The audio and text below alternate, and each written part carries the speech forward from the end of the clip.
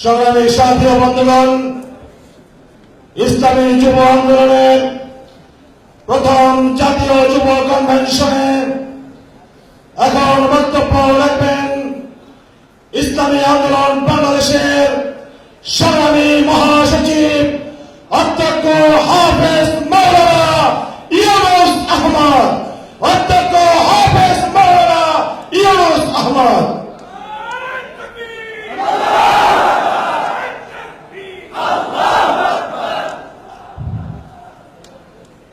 نحمده ونشكره ونصلي على رسوله الكريم أما بعد فأعوذ بالله من الشيطان الرجيم بسم الله الرحمن الرحيم وجاهدوا في الله حق جهاده ইসলামী যুব আন্দোলন আয়োজিত আজকের জাতীয় যুব কনভেনশনের সভাপতি প্রধান অতিথি আন্দোলনের মহতারামা আমির পিসাব চরমলাই, কেন্দ্রীয় নেতৃবৃন্দ, সাংবাদিক বন্ধুগণ, সব স্তরের যুবক ভাইরা, আজ বাংলাদেশের অবস্থা, রাজনীতি, পরিস্থিতি বিশ্লেষণ করলে একটা প্রয়োজন দেখা দেয় এবং সেই প্রয়োজনটা মিটেও গেছে।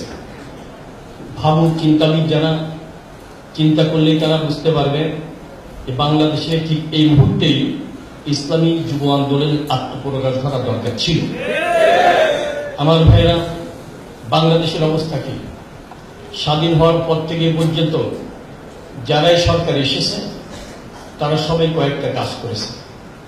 এক হলো তারা ইসলামের শিকড় কাটার চেষ্টা করেছে, দুই হলো তারা বিদেশিদের পা চেটেছে, তিন নম্বর হলো তারা বাকশক্তি রোধ করার চেষ্টা করেছে।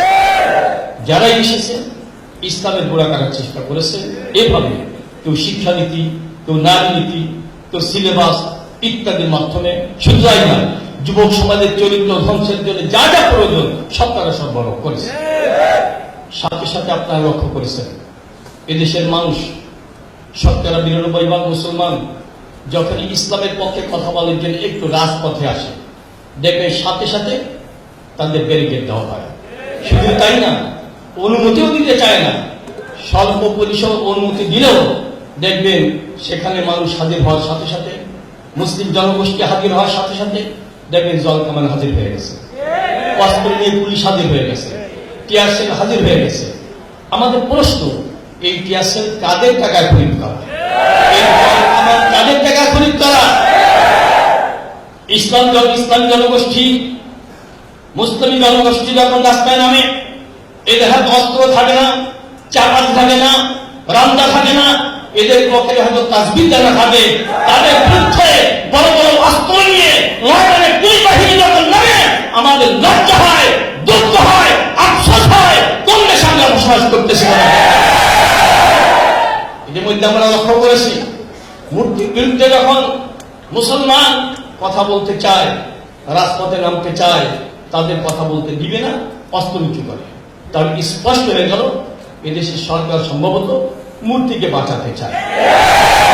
শুধু তাই না, তাদের অপকীর্তি দেখতে মনে হয় এদেশের মানুষ মুসলমান থাকুক, এদেশের মুসলমান বসবাস করুক, এইটা তারা বরদাস্ত করতে পারে না। মুসলমান শেষ হয় না, তাদের কিছুই যায় আসে না, মূর্তি বাঁচাতে হবে।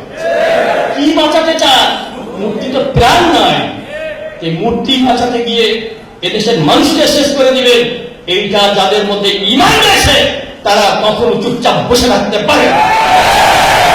সার্বিক অবস্থা বিশ্লেষণ করে দেখা যায়, মনে হয় ওদের পাপের পরিমাণ এত বেশি হয়ে গেছে।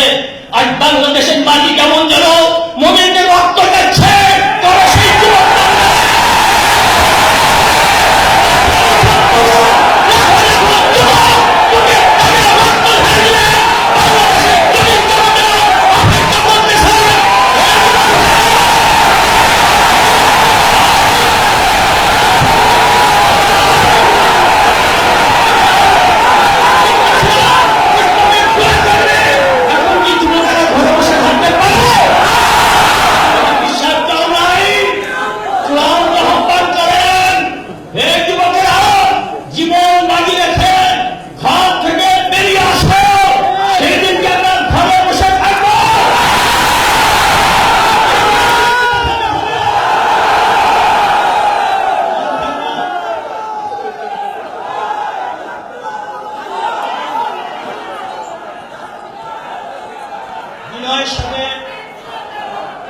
সরকারের কাছে, শুধু তাই না, প্রশাসনের ভাইরা যারা রয়েছেন তাদের কাছে বিনীত অনুরোধ, যদি ইসলামের পক্ষে কথা বলার জন্য এদেশের মুসলমান রাস্তায় নামতে চান, আপনারা অনুমতি দিবেন। আপনারা বিদেশিকে খুশি করার জন্য আর বাহানা করবেন না।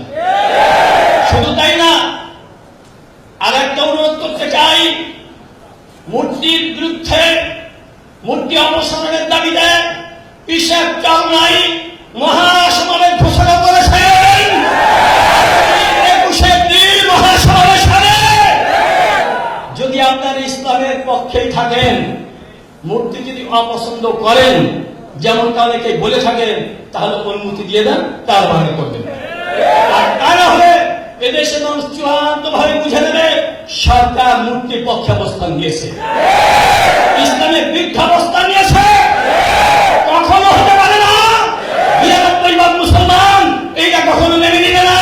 এদেশের যারাই সরকার হয়েছে, সরকার গঠন করেছে, অনেকেই ইসলামের আলো ফুটিয়ে নিবানোর চেষ্টা করেছে। আল্লাহ পাক বলছেন, মানুষের মুখে ফুটে ইসলামের আলো কখনো নিবে না। অনেক ষড়যন্ত্র হয়েছে, ইসলাম এখন সে জলাবস্থায় অবস্থান করতেছে। আপনারা যতই এই আলো নিভানোর চেষ্টা করেন, এই আলো নিভানোর চেষ্টা করেন, আপনারা জ্বলে পড়ে শেষ হয়ে যাবেন। ইসলামের ষড়যন্ত্র থাকবে। আর বাতিলের বিরুদ্ধে অবস্থান নেওয়ার জন্য ইসলামিক যুব আন্দোলন গঠন করা হয়েছে। এখন যুবকদের কি কাজ, আগে চরিত্র গঠন করা লাগবে। কথা ঠিক আছে? রাসূলুল্লাহ সাল্লাল্লাহু আলাইহি ওয়াসাল্লাম ইরশাদ করেছেন, তোমাদের মধ্যে ওই মানুষটাই শ্রেষ্ঠ মানুষ, সবচেয়ে ভালো মানুষ যার চরিত্র ভালো। আজকে ইসলামের মডেল হতে হবে। আমাদেরকে দেখেই যেন বুঝতে পারবে যে এইটাই হলো ইসলাম, এইটা হলো মুসলমান। আজকে অনেকেই বিভ্রান্তিতে পড়ে যাওয়ার কারণে, ষড়যন্ত্রের জাল ধরা পড়ার কারণে আজকে কোনটা ইসলাম কোনটা অনিসলাম অনেকে বুঝতে পারে না। সাধারণ মানুষ বিভ্রান্ত হয়। যুব সমাজকে ইসলামের মডেল হতে হবে। তাদেরকে ভাবতে হবে এই দেশে ইসলাম, যে ইসলাম কায়েম হলে একজন যুবতী নারী একাকী রাত্রে চলবে, সে বঞ্চিত হবে না, হবে না। শুধু তাই না, আজকে যুব সমাজকে বিভ্রান্ত করার জন্য তাদের হাতে অস্ত্র তুলে দেওয়া হয়েছে, মাদক তুলে দেওয়া হয়েছে। আজকে আমরা হাত উঁচু করে দেখাবো, এই দেখো আমাদের হাতে কোরআন, এই দেখো আমাদের হাতে তাসবিহ। আমরা সুসভ্য সমাজ গঠন করতে চাই, ইসলামীদের কল্যাণ রাষ্ট্র হিসাবে বাংলাদেশকে দেখতে চাই। এইভাবে একটা মডেল হিসাবে আমরা কাজ করতে রাজি আছি কিনা? আপনাদেরকে বুঝদান করেছেন, আরো লাখো লাখো কোটি কোটি যুবক দেশে আছে, তাদেরকে দাওয়াত দেওয়ার দায়িত্ব আছে কিনা? মনে করতে হবে। একটু পরে মহতারাম আলী নতুন কমিটি ঘোষণা করবেন। আমি দাবি করবো, কমিটি ঘোষণার পর, শপথ বাক্য পাঠ করার পর ঘরে ঘরে, দাঁড়ে দাঁড়িয়ে, পাড়ায় মহল্লা ছুটে বেড়াতে হবে। কোথায় কোন যুবককে দাওয়াত দিয়ে ইসলামী যুব আন্দোলনের সদস্য করব, এইভাবে সবাই চেষ্টা করতে রাজি আসে কিনা? দেখতে চাই। আল্লাহ প্রত্যেকের গায়ে তৌফিকের মালা পরিয়ে দেন। আমি আখিরু দাওয়ানা আলহামদুলিল্লাহি রাব্বিল আলামিন।